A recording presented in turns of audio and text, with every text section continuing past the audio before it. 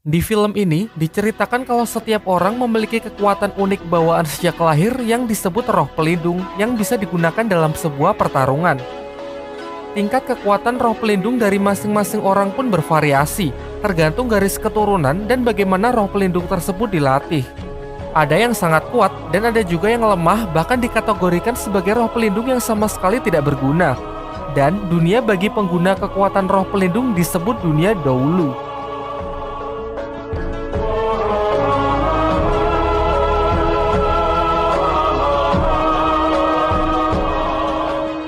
Sekarang kita masuk ke ceritanya. Berkisah tentang seorang pemuda yang sering bermimpi aneh, di mana dalam mimpi itu ia berada di sebuah padang rumput perak dengan diikuti suara wanita yang selalu memanggil-manggil namanya. Pemuda ini bernama Tangsan, anak seorang pandai besi yang hidup di sebuah desa bernama Desa Roh Mulia. Di desa tersebut ia hanya tinggal dengan ayahnya karena sang ibu sudah meninggal saat ia masih kecil. Di sela-sela kerjanya, ia menyempatkan diri untuk mempelajari buku kuno pemberian ayahnya yang mengajarkan berbagai macam jutsu. Salah satunya adalah mata iblis ungu yang memungkinkan penggunanya untuk melihat gerakan secepat apapun.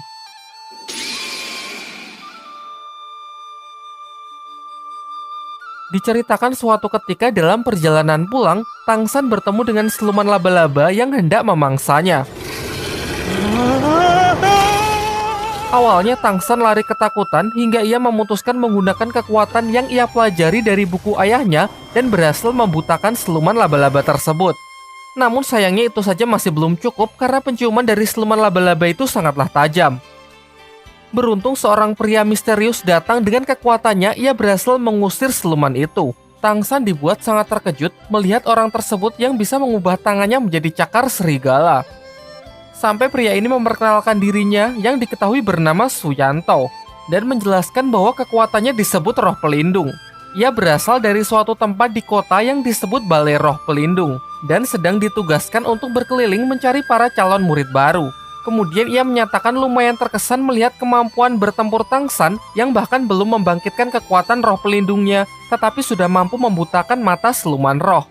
Sesampainya di rumah, Tangsan menceritakan mengenai kejadian yang baru saja ia alami kepada ayahnya. Tetapi sang ayah terlihat cuek dan sama sekali tidak peduli. Lalu Tangsan juga mengatakan mimpi yang selalu menghantuinya belakangan ini, apakah ini berkaitan dengan ibunya. Tetapi sang ayah tidak menjelaskan apapun. Juga ia selalu merahasiakan cerita di balik kematian ibunya yang membuat Tangsan selalu bertanya-tanya.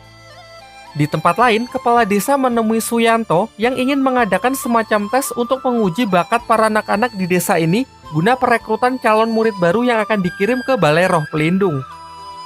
Singkat cerita, kepala desa pergi ke rumah Tangsan untuk mengabarkan hal ini dan juga menyuruh Tangsan untuk ikut ambil bagian. Tetapi sayangnya sang ayah mendengar hal tersebut secara tegas melarangnya tanpa memberikan alasan apapun. Kemudian malam harinya ayah Tangsan membakar buku yang telah Tangsan pelajari dan menyuruhnya untuk tidak menceritakan kepada siapapun. Karena diliputi rasa penasaran, besoknya Tangsan pergi ke tempat ujian tes.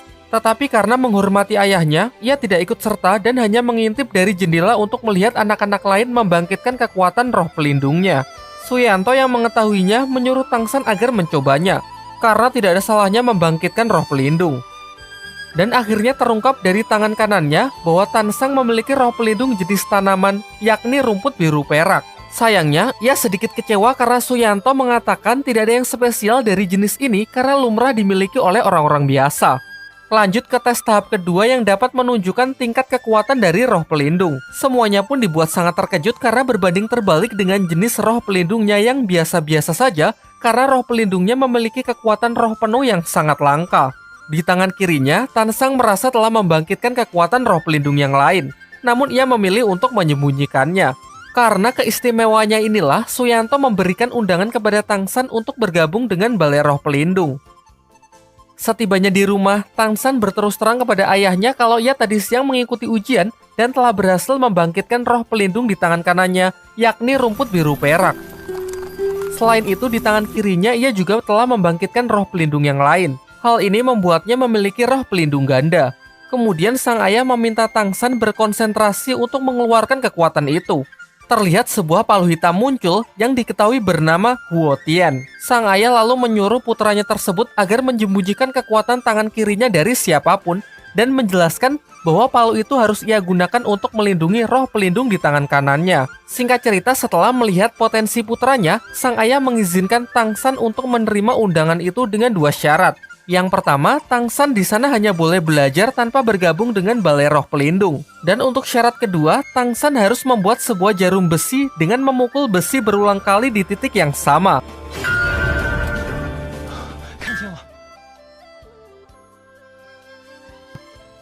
Singkat cerita, dengan kerja kerasnya menempa besi itu berhari-hari, Tang San berhasil membuat jarum besi tersebut. Dan akhirnya dengan ditemani kepala desa, ia pun berangkat memenuhi undangan tersebut ke kota Naoding. Sebelum berangkat, sang ayah juga menjanjikan kalau Tang San berhasil menjadi seorang master roh terkuat, ia akan menceritakan mengenai ibunya. Singkat cerita, sampailah ia di Akademi Balai Roh Pelindung. Di depan pintu, ia bertemu dengan Master Xiao, seorang petugas di tempat tersebut. Tang San lalu menunjukkan kekuatan roh pelindungnya, yaitu rumput biru perak, namun Master Xiao terlihat kurang tertarik. Di sana ia juga bertemu dengan siswa lain yang diketahui anak wali kota di kota tersebut, dan asistennya yang juga menjadi siswa di akademi ini. Sempat terjadi pertikaian di antara mereka karena anak wali kota ini benar-benar sombong. Tang San lalu menceritakan kalau ia menerima undangan dari Suyanto karena memiliki kekuatan roh penuh yang sangat spesial. Mendengar hal itu, Master Xiao mengejarnya dan mulai menunjukkan ketertarikannya dengan Tang San. Ia kemudian menyuruh Tang San untuk menunjukkan tangan kirinya karena berdasarkan penelitiannya ia berteori kalau pemilik jenis roh pelindung rumput biru perak memiliki roh pelindung ganda. Tetapi Tang San langsung menyangkalnya dengan mengatakan kalau ia hanya memiliki 1 jenis roh pelindung. Kemudian Master Xiao berbaik hati mengantar Tang San menuju asramanya. Di perjalanan, ia menceritakan bahwa diharuskan bagi siswa baru untuk membunuh kelinci demi melatih keberanian membunuh. Karena untuk menjadi seorang master roh nantinya akan membunuh roh siluman demi mendapatkan cincin roh yang berguna meningkatkan kekuatannya. Tetapi Tang San yang tidak setuju dengan hal itu pergi untuk membebaskan kelinci-kelinci itu. Menurutnya membunuh tanpa alasan yang jelas adalah bentuk penyiksaan. Kekuatan sejati bukan untuk membunuh, melainkan untuk melindungi. Ia menentang anak wali kota yang membuat hubungan mereka semakin memanas. Terlihat dari kejauhan seorang gadis bernama Xiaowu juga merupakan siswa baru mengamati mereka dan cukup terkesan dengan sikap baik hati Tang San. Setibanya di asrama, Tang San bertemu dengan siswa baru yang bernama Hua Sheng yang memiliki kekuatan roh pelindung harimau. Ia mengklaim kalau dirinya adalah yang terkuat sehingga ia sangat layak menjadi ketua asrama. Tak lama setelah itu, Xiaowu datang dan mengatakan bahwa ia juga akan tinggal di asrama tersebut dan akan tidur di sebelah Tang San. Namun selaku ketua asrama, Hua Sheng menolak hal itu. Sampai akhirnya Xiaowu menantangnya bertarung untuk memutuskan siapa yang akan menjadi ketua. Semuanya pun dibuat sangat tercengang karena bahkan tanpa kekuatan roh pelindungnya, Xiaowu bisa menang telak.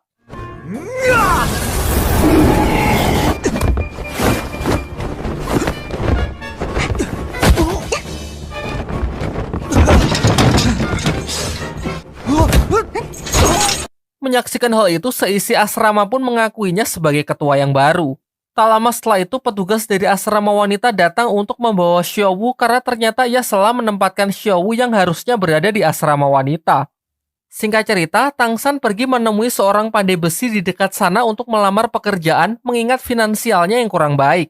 Di sini Tang San langsung menunjukkan kemampuan menempa besinya yang nampak sangat profesional sehingga ia pun diterima untuk bekerja di tempat tersebut. Malam harinya sepulang kerja, Tang San kembali ke asrama untuk beristirahat. Namun tiba-tiba Xiaowu yang menyelinap datang dan tidur di sebelahnya. Tang San yang terlihat kelelahan karena sudah bekerja seharian mengabaikan hal tersebut dan hanya menganggapnya sebagai mimpi belaka. Baru di pagi harinya semuanya pun dibuat sangat heboh karena hal itu ternyata benar-benar nyata.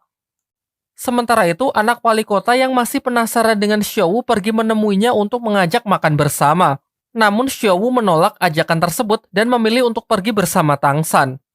Hal ini membuat si anak wali kota tersinggung dan mulai menaruh kebencian kepada Tang San.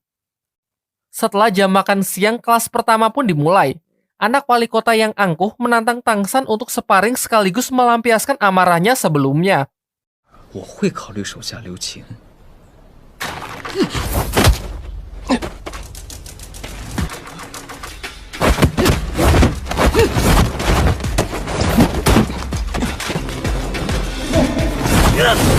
Akan tetapi ia justru dipermalukan karena Tansang yang terlihat lebih unggul berkat hasil latihan di desa menggunakan buku pemberian ayahnya. 就像是把自己的展开一样。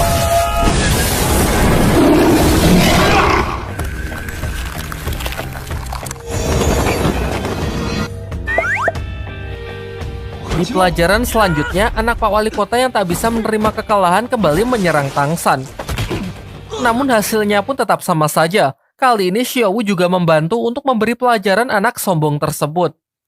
Sang guru lantas memisahkan mereka dan menghukum Tangsan dan juga Xiaowu untuk menyapu halaman di depan. Dan lagi-lagi bersama asistennya anak wali kota berbuat usil mengerjai mereka dengan memasang jebakan petasan. Sayangnya anak si wali kota harus menelan kekalahannya untuk sekian kali karena dengan mata ungu milik Tangsan ia dapat melihat jebakan itu dan membalikan situasi yang diharapkan.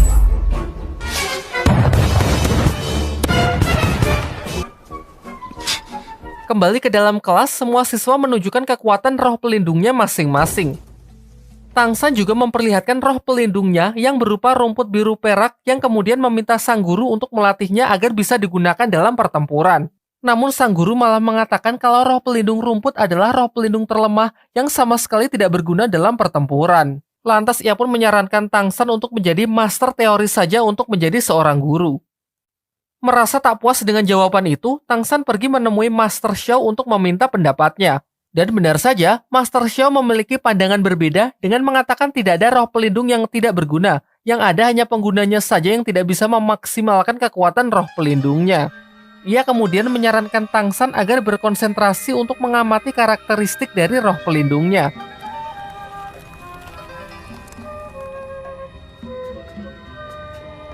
Singkatnya, dengan bantuan Xiaowu yang tanpa ia sengaja, Tangsan berhasil memahami karakteristik yang dimaksud.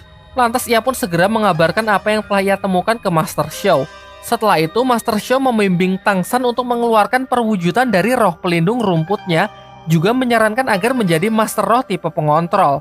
Hal ini karena roh pelindung milik Tangsan berupa benda hidup yang sangat fleksibel. Ternyata saran dari Master Xiao cukup berguna. Tangsan pun berhasil mengembangkan rumput kecilnya menjadi sebuah tali akar pohon meskipun ia belum bisa mengontrolnya sama sekali.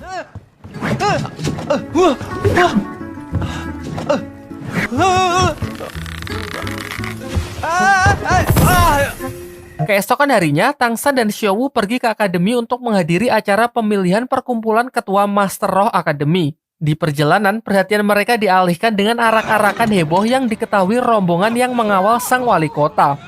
Xiaowu sangat geram melihat kelakuan rombongan tersebut yang sangat barbar merusak apapun yang mereka lewati. Bukankah sebagai seorang pemimpin harus mencerminkan sikap baik dan peduli terhadap rakyatnya? Namun di sini yang terlihat sangatlah berbeda. Singkat cerita, mereka pun sampai di akademi.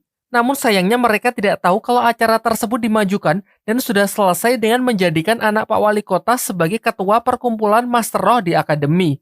Tangsan yang melihat pergerakan mencurigakan lantas mengikutinya dan berhasil menyelinap. Di sanalah tempat si anak wali kota yang sedang menyerap kekuatan cincin roh dari seekor siluman roh yang telah ditangkapkan untuknya. Memang di dunia dahulu, diharuskan bagi setiap master roh untuk mendapatkan cincin roh guna menaikkan levelnya. Cincin roh sendiri didapat dari hasil membunuh seekor siluman roh.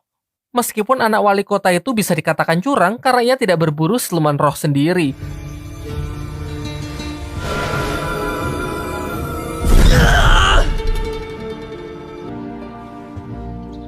Malam harinya, Tangsan menemui Master Xiao agar membantunya berburu cincin roh pelindung yang cocok untuknya.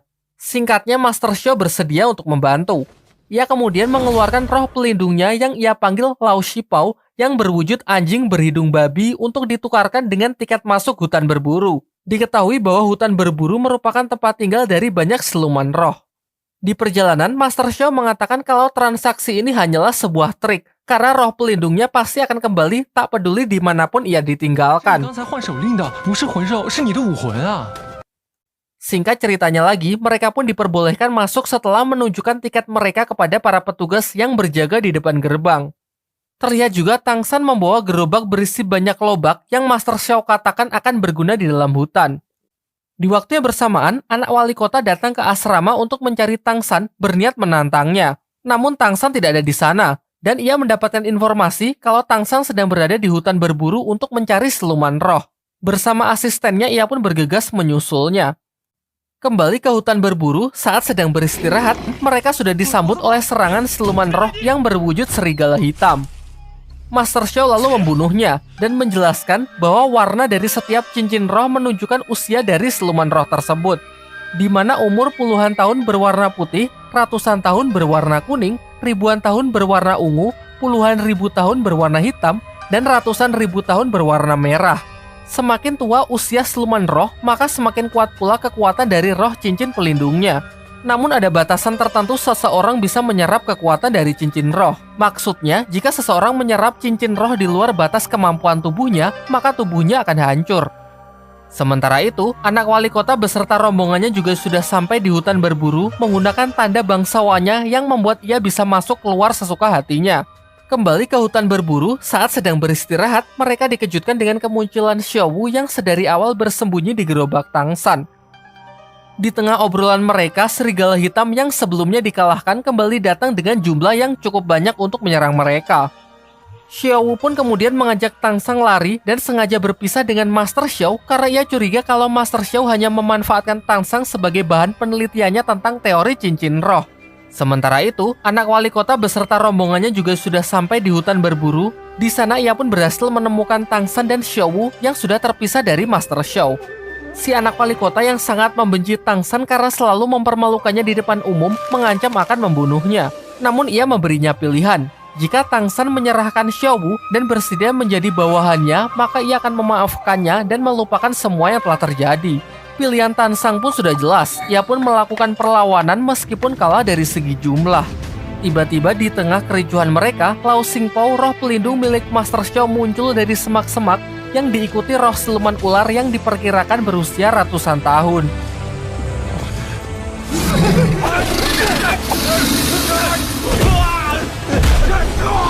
Ternyata ini semua adalah rencana dari Master Xiao yang sudah menyadari kedatangan anak wali kota, sengaja memancing siluman roh ular untuk keluar mengalihkan perhatian mereka. Karena merasa takut, anak wali kota pun bersama pasukannya terpaksa mundur dari amukan roh siluman ular tersebut. Siluman ular itu kemudian mengamuk mengejar Tang San dan melukai Master Xiao, sampai akhirnya ketiganya pun bekerja sama untuk melumpuhkan siluman tersebut. 别管我。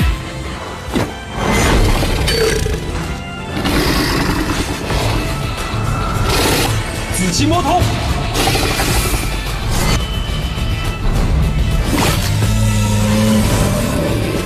Master Xiao lalu menyuruh Tang San untuk menyerap cincin roh dari sang siluman ular tersebut. Karena berdasarkan teorinya, tubuh Tang San cukup mampu untuk menampung kekuatan siluman roh berumur 400 tahun. Namun Xiao Wu melarangnya, karena terbukti sudah tujuan Master Xiao yang sebenarnya hanya ingin menguji kebenaran dari teorinya. Terjadilah dilema singkat di dalam diri Tang San. Xiao Wu yang melarang khawatir kalau teori tersebut salah, maka tubuh Tang San akan langsung hancur. Sementara di sisi lain, pasukan anak Pak Wali Kota akan segera datang untuk melanjutkan niatnya menghabisi mereka. Dan benar saja, tak lama setelah itu rombongan anak Wali Kota sudah datang menyusul mereka. Hingga akhirnya Tang San memutuskan percaya kepada Master Xiao untuk menyerap cincin roh tersebut dan menerima seluruh resikonya. Akankah teori Master Xiao mengenai siluman roh yang mampu ditampung oleh tubuh Tang San terbukti benar?